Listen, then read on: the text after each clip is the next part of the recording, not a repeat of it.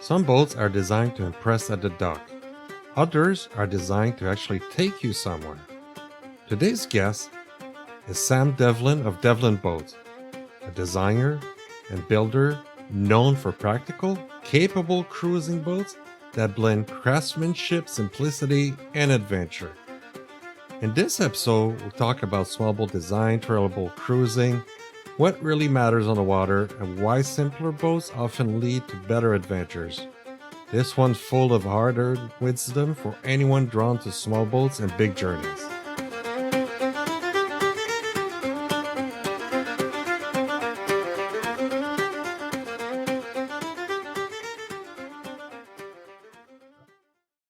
So thank you, Sam, for coming on. I've been looking forward to talk to you. I guess you spent a lifetime designing and building boats. What was the original spark that started all this?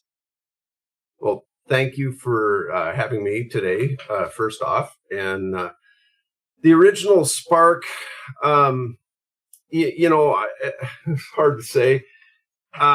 Boats has always been my thing ever since I was a little kid. When I was in kindergarten, I won a art contest drawing a picture of a tugboat. For a short period of time when I was a little boy, my dad had a boat shop and very actively involved in inventing a jet, the first jet marine engine at the time. And, so that was impactful. That wasn't a successful venture. My dad went bankrupt doing it, but, Good warning. For a kid, we don't care about stuff like that. No. So boats has always been kind of early on, off and on in my life. The real giant catalyst, though, was in 1974. I was working up in Southeast Alaska on a old tugboat, summertime, and trying to put myself through school. And I was reading issue number 1 of Wooden Boat magazine. Oh, wow. And I remembered looking up at the overhead and musing to myself, wouldn't that be interesting thing to do? And I just never could shake that image out of my head. The dynamic of the Vietnam War and post-Vietnam War meant that there was a short period of time when kind of the rule book got thrown out. Right. It wasn't mandatory that you followed a conventional path. I don't think that those windows of time are always around, but at that time it was particularly open. And so I just decided that I was going to become a wooden boat builder. And then by merit of the way that this all happened, because I taught myself how to do this, and I had to do designs because that was, I didn't have designs that I could use with the stitch and glue boat building method that I was evolving. And so, kind of one thing led into another, and here I am 48 years later. Amazing. And I know you do have a lot of trawlers, obviously. That seems to be big over there. Definitely the area you're at, so that's good. So how did it progress from your first drawing of a trawler? How did it progress to become your company? Well, it started much, much simpler. The first design that I had was a little boat called the Egret, which we still sell plans for, and once in a while we'll still build one. The first boat that I built was an Egret also. I built it for my dad, and he named it Zero because you couldn't start with number 1. And for some reason, he had evidently a premonition that I was going to keep at this. So, number 0 was 0, and there we go. But pretty quickly, I realized the scalability of stitch and glue as a boat building method to different sizes of boats. And I think that is really the secret to overall success. And it still hasn't fully explored its, all of the edges of what its potential is. But by scalability, I mean that you could use it to build small boats, you could use it to build medium boats, and you could use it to build really large boats if you feel like it. There's not very many methods that are as scalable as that. And it also the appropriateness to small shops without fancy equipment and gear and tools. So it was just very, very appropriate. Seemed to be fairly responsible in how it used materials, and fairly efficient at that. And gosh darn, the boats have just lasted and lasted. So, some initial fears we might have had about longevity, those that we've outlived those fears. So anyway, that allowed me to pretty early on, within the first few years, built some semi-larger boats, 30-footers. That wasn't our mainstay, though, back in those days. The bulk of our work was probably in the under 20-foot or maybe up to 20-foot range. Right. We started business in Eugene, Oregon, originally, where I grew up. Moved in 81 up to Olympia, Washington, where I am now. And so getting on saltwater really expanded what we were doing and what our potentials client base needed and required. And so we got into bigger and bigger boats. And, here we sit, now I'm back to small boats. Yeah.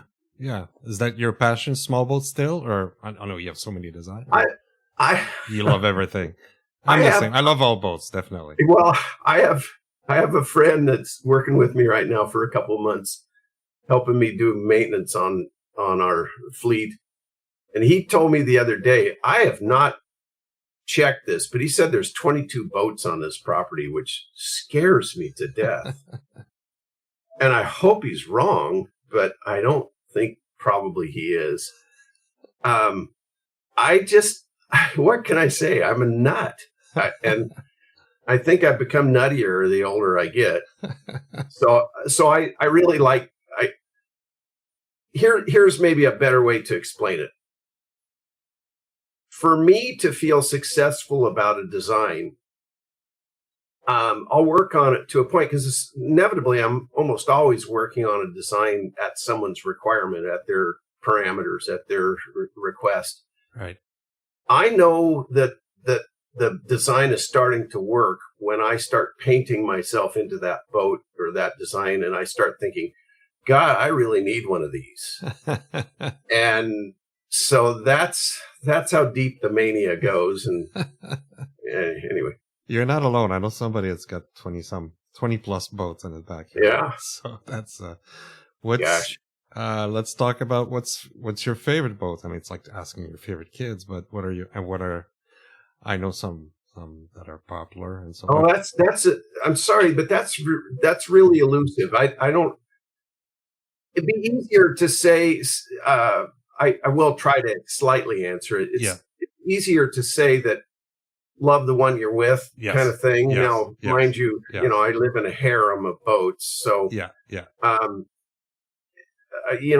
it's a yin yang kind of thing. Kind of depends on how much work the boat's requiring and what stage of its maintenance it might be. I just relaunched. I have a couple of. Well, I have more than a couple. I have several old wooden boats, and so I just have finished doing annual maintenance on a couple of those, a 47-foot boat, the Puffin, and a 37-foot boat, the Josephine. Josephine just hit the water a couple days ago. And I love her to death. She's a great little boat. Not very comfortable for to take your wives or girlfriends out on, but gosh darn, she's a good looking little boat for a 92-year-old boat. She's pretty swell. So, love the one you're with. That's right.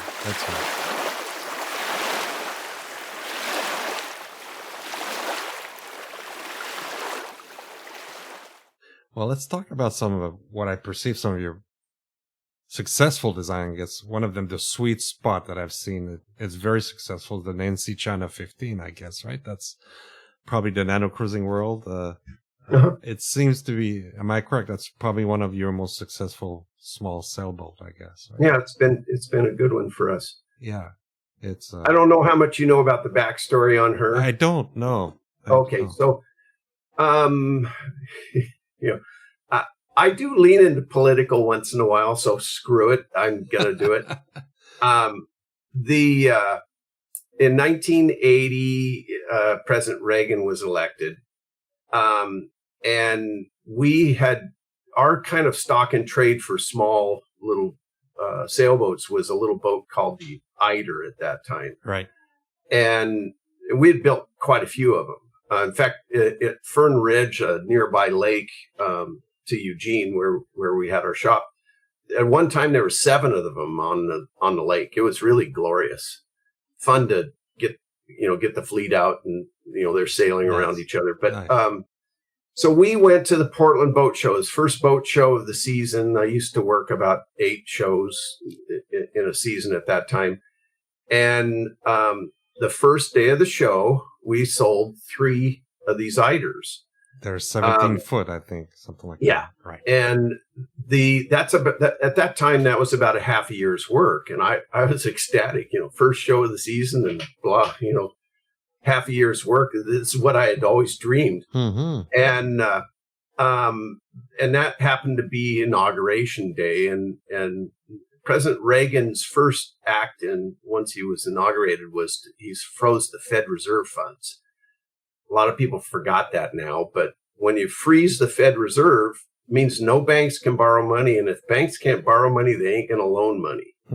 So we went from selling 3 boats to losing 3 boats because all 3 of those were going to bank finance, and I still had 9 days of show to work, and 7 more boat shows to do. Right. I was depressed, and I went home after that show, and I resolved that I wanted to design a boat that it was the first time I designed a boat to a true price point. Okay. And this was not a commission for someone. This was a spec design. We were going to produce this little guy. And our chosen price point was just under $5,000. It had to be, complete, the boat, sails, and trailer, $49.85. And so I hadn't named the design yet, but I had worked on it. And you had to be very economical in the way you built that boat. You just couldn't get too fancy with it if you were going to hold that price point. And so, the little Nancy's China was unstayed rig, a little sprit sail rig, a little sloop, some of the things that we had sort of evolved on the Eider that we could, simplify even more into this slightly smaller boat. And I was at a doctor's office or dentist's office or something, reading a Newsweek magazine, and saw that Nancy Reagan was buying China for the White House. And weirdly enough, the price point that China was the same price point I had chosen for the Nancy China. And I thought, well, there you have it. That design is done. And in time, no one would care about this because they'd think my wife's name was Nancy or something ridiculous like that. And it kind of, it just resonated with me. So we started to produce the Nancy's China, and I still, it's kind of funny, but off and on over the years, people will clue in. I never really published that story. Right. I didn't know. And once in a while, people will clue in, and they'll write me a note, and they'll say, "Oh, that's pretty cool name," and that they're onto it. And then there's also the other camp, and where they get a little belligerent about it. Usually takes several emails to get belligerent, but they do. The latest one was a couple of years ago, a guy that was on Reagan's cabinet, and he was, he had waxed on and on and on about how perfect the boat was, and it was going to be his final boat, and blah, blah. So, and then it dawned on him that somehow maybe the derivation of the name might have some impact on his former life. And so he quizzed me about it, and I coughed to it. Who cares? Yeah. But he became quite belligerent and reminded me that I was probably divorcing myself from 43 or 47% of my potential market, whatever number we want to put on that. Oh, really? Wow. And I somehow lost that that potential contract. What can I say? I'm an Oregon boy, born and raised, no, original. I don't see how that's offensive, really. Yeah, but It so doesn't- we have to have our statements. There are lines in the sand we all have. So. Yeah, so I guess it was. I guess it's not just today that people are sensitive on things like that. Wow. No, it's a great design, and the unstayed mass and all that. That's makes it really, really good design. What other design do you recommend for small boat cruiser to start that you have? Well, I really like this little eider that we have too. The 17 foot. Yeah, it's very it's similar. It's a little bit bigger than the Nancy's China. Not that you have to be bigger, but it's a little bit slightly more cruisable. So I kind of embrace this idea that in your mind's eye, let me restate this. Mm-hmm. I believe very strongly that a boat has to have a high whimsy factor to be successful. And by that, I mean that it has to live in your mind and in your dreams as much as it does in real life. Maybe more. Okay. That the more complete it fills out those small voyages that you take at 2 a.m. when you wake up and you can't go back to sleep. Mm-hmm. The more successful those are, the better that boat is in its expression to your life. So, a slightly bigger boat can sometimes kind of help with that because, like there might be space in the corner for a little wood stove or something, just, a little teapot on that and perking away. You could have a little hot buttered rum at the end of the day if it's kind of chilly out. Yes. Those kinds of things work really well to help these mind journeys that we might take. And whether or not that's reality sort of is beside the point. But, so the little eider, I own one of my boats that I own is a marsh wren, which is a slightly bigger winter wren. There's only been a few of them built. But I have an open version and I have a little cabin version. I built the open version because I wanted to have a boat that I could go sailing with 3 or other people and not be sitting on top of each other or the boat, bow high because we're all sitting in the cockpit. Right. But it doesn't capture my imagination as much as the little cabin version where I could have a little wood stove in the corner and, a little cedar bucket to pee in those kinds of things, you have to kind of, you touch around and kind of figure out what you can do, what kind of tow rigs you've got and, how hard it is to rig it if you launch it or whether you're going to keep it in the water, for the season, those kind of things. I agree. I think one of your boat actually took me in my mind sailing a lot of places. The little coot, was it 18 or something like that? Yeah. Yeah, that one. It's like, I think I even wrote to you one time, oh my God, I can see myself in the Bahamas with this boat. But I'm not a builder and I don't have that patience, but I've followed one guy, I think, that built it in Turkey and it was beautiful. It was just gorgeous. So it's like, wow. Yeah. That's a great, it's not a fast boat for sure, but it's a very comfortable boat. I can see yourself going anywhere with that. So yeah. I see. I'm in the Sea of Cortez with that boat, but yes. Yeah. The Bahamas would work too. So. Yeah. So what separates, a good boat from one that's actually enjoyable to cruise to? You think about that when you design property. I guess it all depends on some people, the size that they want, right? Well, yeah, that's a little bit difficult to answer. Mm-hmm. I kind of favor traditional rigs, and it's like I was. I wrote a little article once on. I was thinking about sterns on boats, and the article I wrote was about double enders, and I didn't I had always thought of myself as as not necessarily being prejudiced one way or another towards sterns. And then I realized that, 78% of my personal fleet was double-ended boats. And it's like, wow, where'd that come from? I'm not stern ambidextrous. So I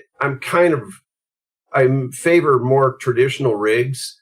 I think from a marketing point of view, that's been pretty limiting now, because I don't think everyone has that same penchant or that same leaning. Right. And I think that, I've always been kind of a guy that it never bothered me that I wasn't exactly like a lot of other people and a lot of other boats on the water.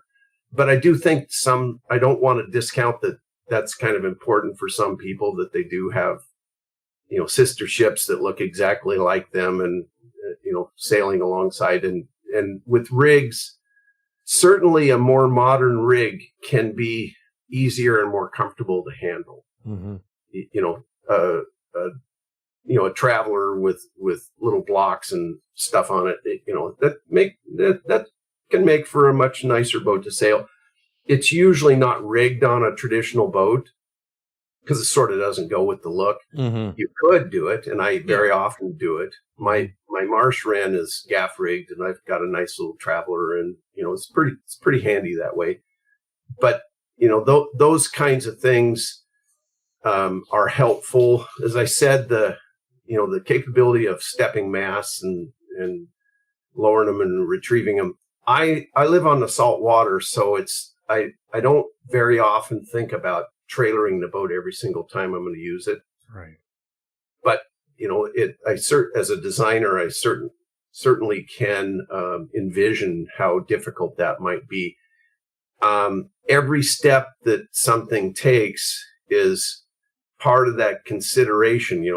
It's the end of your day and you're kind of tired and, the wind's blowing. Yesterday we had a beautiful wind blowing, and even though we had a bunch of work to do, it was mentioned we should just go sailing. But if you think about it, and if there's, 15 steps that it takes to get to that objective, sometimes it's easier to just pick up a beer and sit down and drink it and then not do anything. Yeah. So you got to kind of think about that and think about, how many steps there's going to be. The trailer sailing thing can get pretty complicated sometimes. It does. Yeah. And, break apart boats, I make a lot of sense, but it's another thing to do.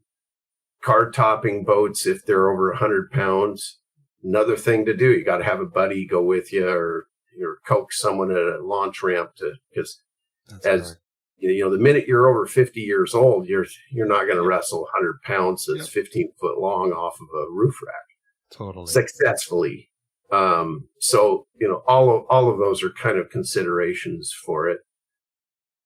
Yeah, I know. I've seen from some of your design. Actually, I guess the little cuda other ones too. I've a version with the bilge keel and a version with the single keel, right? So it's one for trailering. I also have a little twin daggerboard version. That's the one we favor most these days. Oh wow, okay. So there's obviously a lot of thoughts on who's using it and where they use it. Yeah, so. Bilge daggerboards. Well, here's the reason why, Steph, is that a trailer for a twin keel boat is really difficult to source. Yes, you have to custom build it pretty much. Yes. Yeah, if someone's pretty handy, you can build it. Yeah. But if you're not handy in those kind of ways, and you go to a trailer person, they're just going to look cross-eyed at you. That's right. They're not going to help you.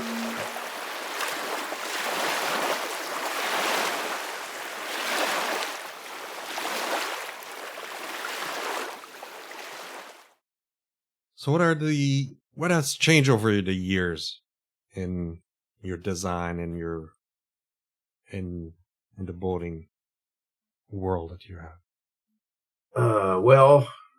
There's several changes. It's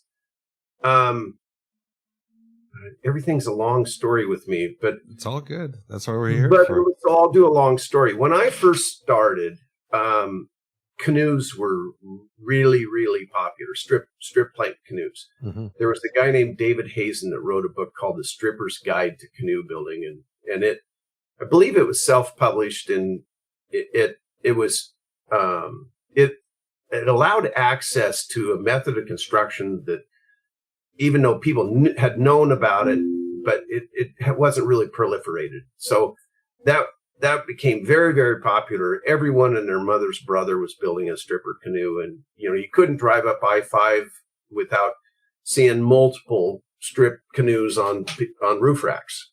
Okay, so I remember being at one of the boat shows, and there was a young man that had built a couple of really beautiful strip canoes, and this is maybe about 1980, 82, somewhere in that range. And I asked the price point, and the price point was over $1,000. And I'm not saying it wasn't worth it. It was worth it. Mm-hmm. Beautiful construction. Gorgeous. Yeah. Really, really gorgeous boats. And I saw him, I filed that away, and I saw him a year later with another couple of boats. Kind of, I guessed maybe it was the same boats, but I wasn't sure. They weren't in quite as good a shape as the boats the year before, but like maybe they've been used slightly. But and the price point was under $400. Mm-hmm. And so what that was is it was kind of a message to me about all markets saturate. Right. So what had happened was that you had all sorts of canoes out there that were on the market, used, new, all sorts of, and then the traditional canoe makers too. They never right. let up.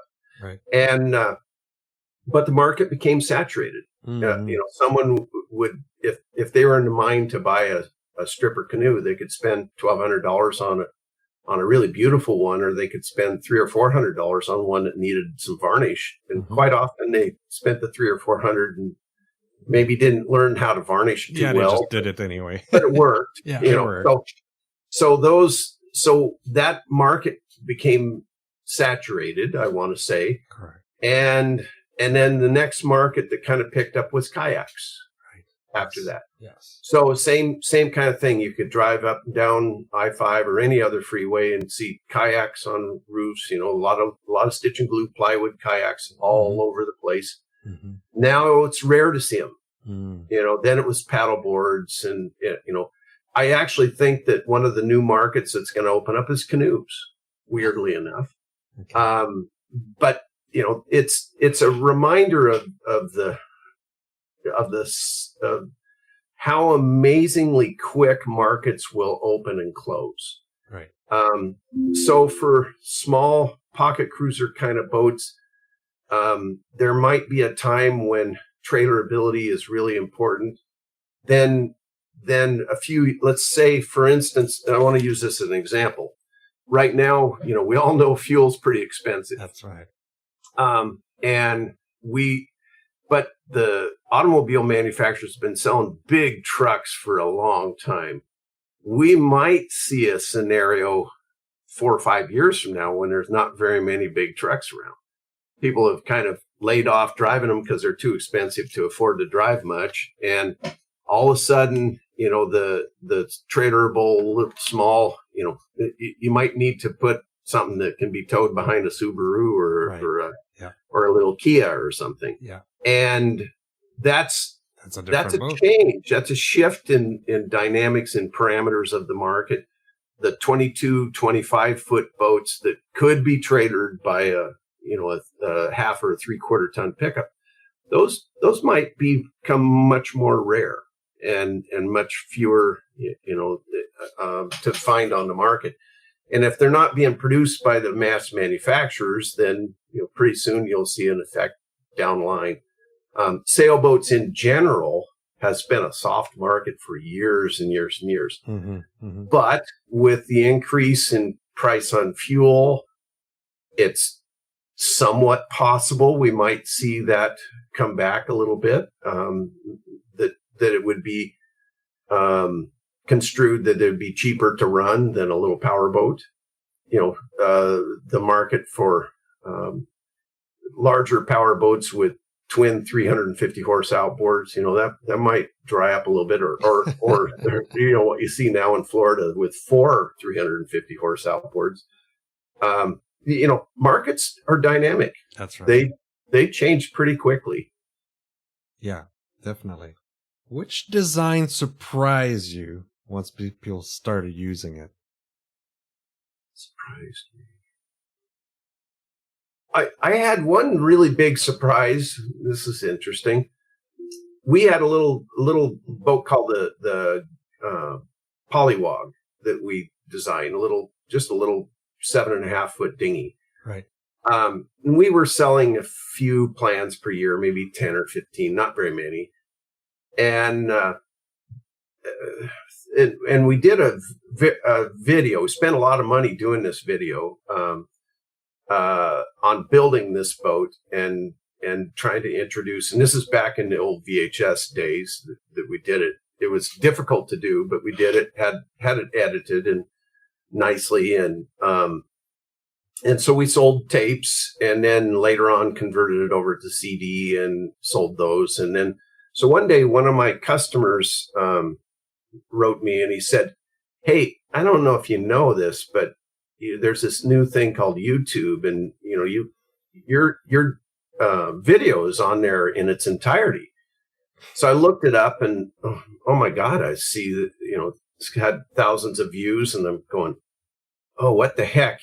This guy he's robbing us." He's robbing you. Yeah. And we spent tens of thousands of dollars producing this thing, and trying to support it, and with the hope that we would regain that it would become a profit center eventually. And this guy's plainly pirating it. Yeah. And then I thought about it, and I started writing letters to YouTube, and I was going to protest it. And then I just sat down and I went through some of our books, and I said, "Polywog, we're selling 100 plans now a year, a 10 factor on what we were selling before." And we didn't know how or why that was happening, but it was part of it was just this exposure that it had on YouTube. And we were selling to countries that we had never sold plans to before. So it was plainly reaching to a different level than we were aware. So that was a big surprise, Right. Kind of a early leaning into social media and, its effects on things. Now, mind you, even though we know that there's some efficiencies there, I rarely will make myself do it. So what can I say? I'm a fool, but we are aware that there's ways of marketing that have far outreach normal advertising in Wooden Boat Magazine or small boat journal back years ago when we used to. Yeah, great story. Definitely. I don't know if they're yours, but I know I've watched you and learned to do epoxy from some of your videos, one of your videos in particular. So it's definitely opened. YouTube and the internet is open, Facebook, the groups and all that is open. A lot of people connecting, especially in a small boat world where everybody was a little bit on their own enclave, so to speak, but now they're connecting a lot more. And I think it helps people live vicariously through other Correct. people's adventures. There's a good utility on that. Absolutely. Yeah, absolutely. I do watch stuff that I would never do just because it's interesting to see, but I would never do it. Right? Yeah. So, what advice do you give to people when they say, "I want a small cruising boat"? And you probably get a lot of those questions. People that come to you, "Okay, I need a small, I'm sizing down," or what do you, Yeah. The biggest one is just how are you going to approach it? Do you need to buy a boat or do you need to build a boat? Right. You build them too, right? So if they say, "Can you build it?" You'll build it. Yeah. Yeah. And early COVID, we saw a big surge in plan sales because people started having hobby time again, and they were maybe getting slightly bored with watching TV. So that we saw a big surge then. We're right back to normal now. Right. But that's really the big first question is, what works for you? Are you going to build it or are you going to buy it? And then if you're going to buy it, do you want something new, which can be astronomically expensive, or do you want something used? Right. Will that suffice for you? And, so we try to help them that way. We've got quite a few boats around typically and can usually help someone take a look at something used that might be appropriate. I am pretty concerned about the pricing on boats these days. Everything is getting really, really expensive. And it truly outstrips even my imagination quite often. So I have a apprentice a fellow that we apprenticed about 20 years ago, and he and his dad have a boat building company up in Anchorage, Alaska, and they have a 32-foot project. And I asked him what the price point was, and it was almost double what I would have guessed. Mm-hmm. And I know these people well, and we were having a candid discussion. He said one of the reasons why they got the project is because they got some other pricing that was another 50% over what their pricing was. Oh, wow. So I'm pretty concerned about, pricing. And I'm pretty spooked off by it. It makes it really difficult because there's virtually no price that has stayed stable. Right. Everything has increased, and it's really difficult to kind of figure out how much it's increased. Mm-hmm. Enough so you can do kind of a ballpark initial pricing before you get down and do nuts and bolts pricing. Right. I'm spooked by it. That's pretty terrifying, and in the marine industry, I'm pretty concerned because it'll be hard for us to ever retreat from this. Stuff's getting really expensive. Right. I've seen, we say currently it's kind of impossible to build small boat and be successful because it's so expensive, right? So absolutely. So you've seen even Catalina has gone under, right? So yeah, all the somewhat small boat company, fairly big, but they can't do it anymore. But most people can't afford that, so they're going to small boats. They're looking for a used boat or build it themselves. So which is a great way to get into it. Yeah, there's no perfect boat, so no, there really isn't. And the other thing is, and I say this all the time to people, if there's a production boat that works for you very, very well, for heaven's sakes, that's the best decision. Going to a custom or semi-custom boat, that's not the answer for everyone. But there's still some people just that, the production stuff doesn't work for. Yeah. They really do want this different kind of relationship to this decision to purchase. And one of the things that we tell people, and it's a stated goal of our business, is we want the customer to feel like they're being as creative as we are.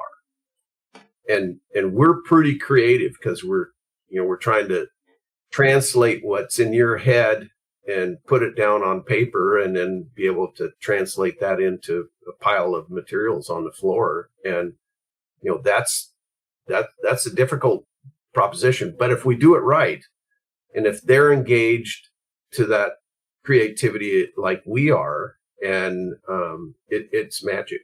It really is. Yeah. Yeah. Is that why you have so many designs? You got people that say, I want this, but slightly different. You get a lot of that, right? Yeah, but I also think that part of that was my own philosophy, because I tend to be, God, I hate using this word because it's been so bastardized now, but I'm a tweaker by nature. I like to adjust things over time, evolve things. I really never view one thing as statically perfect and doesn't need any more refinement. Mm-hmm. And So if you come along and you're interested in a little coot, and I hear that you've got a 3/4 ton pickup that you're going to trade it with, and you really are serious about the Bahama thing and crossing the Gulf, I might talk you into stretching it to 21 feet. It'd be a much better boat for you, and because we design in office, in house, that really doesn't cost us that much more to do that, because we've built enough with these methods that we don't need a tremendous amount of drawings to be able to build that boat successfully. And we're fairly adept at designing on the shop floor. That by nature we've evolved that. So that's I've become less resistant to talk you out of doing a modification or an evolution of a design. There was a day when I would say, no, we really need to do the little coot for you. That's going to be the better fit, and not really explore the idea of something custom. But I also have to stay engaged, and part of my joy of life is to feel like I'm being creative and pushing myself. And there's nothing like the push of a new design and the terror of, the night before launching that everything's going to work like it's supposed to work. That's a unique, fun, I can imagine. Whole experience. So imagine. And design must have changed too. I mean, from when you started to now, right? Of course. Oh yeah. Yeah. We're The computer process, now. The process, the computer, and so on. Yeah, we build everything from a kit, even ourselves now. We'll pre-cut a kit, and any desire I have to crawl around on my knees and hand loft a boat disappeared years ago. Right. So what still gets you excited about boating or designing? Is that after all these years around boats? A bit of both. Eh?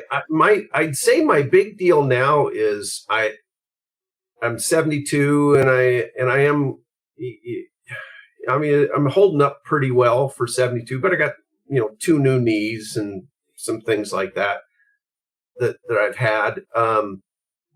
My big deal is some good adventures before I'm done. Right. And so I did Northwest Passage last year. That was a big adventure and a lifelong desire and goal of mine. Nice. I'm heading north in another month this year on my boat for a couple months. I just like the water. I honestly, I'm never happier than when I'm out on the water. And I realize that I can't be ecstatically happy every single minute of my life, but I very much desire to do that as much as I can. But I like boats. I just, that's what keeps me going and keeps me active. I'm partners with my son now. My son Mackenzie. I lost a son in January. But my youngest son Mackenzie, he and I have been partners for the last several years, and nice. and he's just as manic about this as I am. So it's pretty fun. Great discussion. Anything you want our listeners to know that I might have missed? Get on the water. Get on the water. Yeah, just do it. Yeah. Well, that's that, but also dream about it. Mm-hmm. Mm-hmm. Go back to the whimsy thing. That's really important. This is a crazy world that we're living in right now, and I'm thankful that we still can do these leisure things, that we can get on the water, that we still have the resources to afford it. Frankly, cherish life. Yeah. Yes. It ain't going to last forever. And, whether you're doing it yourself or you're dreaming about it, It's all good. So just do it. And that's the same thing I tell myself all the time. So Yeah, absolutely. Thank you so much, Sam. It's been wonderful talking to you. Really enjoyed. I might contact you if I ever, I'm not retired. If I ever get retired and I have time, I would probably love to build a little coop, but I don't know if I ever do. Okay. Well, thanks for having me, and I'd be happy to talk to you about that project anytime. Thanks again for listening to the Nano Cruising Podcast. If you'd like to stay connected, you can join our email list. We also have a very lively Nano Cruising Facebook group. It's a great place to share ideas, get advice, meet new people who love small boat adventures. The easiest way to support us is to spread the word. Tell people about this show and share the show. Really appreciate that. And if you do want to support the show a little further, we also have a Patreon page. Completely optional, but thank you. Thanks for joining us. Until next time, seize your own adventure.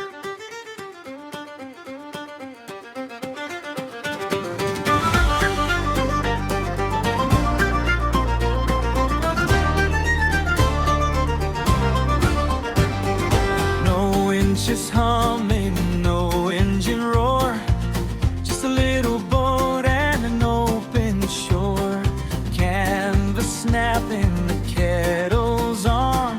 World feels big when the boat feels small. We don't need much, just wind and tide, a chart, a compass, and time to ride. Nano cruising, small boats, big seas, long jack dawn. Go where you please, trailer down, mask goes up, freedom fits in a coffee cup. Nano cruising, cast off the rules of their lies in the smallest hulls.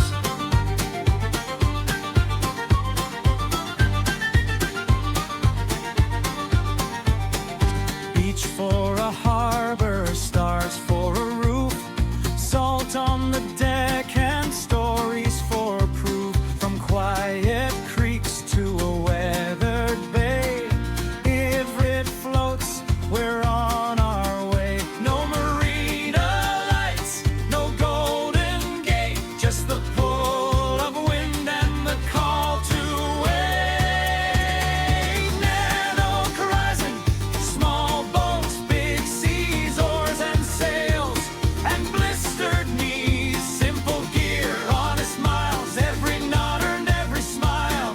Nano horizon, no place to hide, just you, the boat, and the turning tide.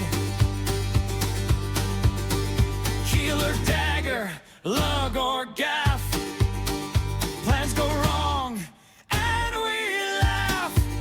If you can tow it, if you can row, there's a long way left to go. Nano cruising, small boats, big seas, real adventure, no guarantees. If you've dreamed it, if you dare, there's a ramp